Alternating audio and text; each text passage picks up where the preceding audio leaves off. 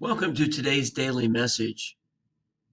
We continue our series of Lenten reflections and meditations from Creighton University today. And I want to just draw your attention briefly to the gospel reading for today from the Gospel of Matthew, chapter 7, in which Jesus invites us to ask, to seek, and to knock. He says, "Those who ask receive, those who seek find, those who knock have the door open to them." What does that mean? All too often, that passage has been interpreted to mean that if we ask for something good, if we continue to ask and we ask with insistence, that we will receive the good thing that we want, whether it be the job or our health or something good for our children or our grandchildren.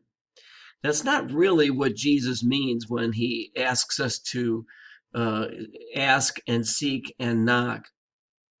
What I believe he's really telling us to do is to ask always, to seek always, and to knock always, so that we can become more aware of God's will for us in our lives, whatever that might mean.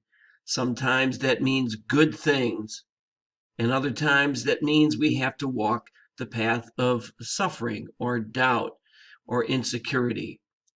And so let us strengthen our resolve today to ask, to seek, to knock, so that we can become more aware of God's holy will in our lives.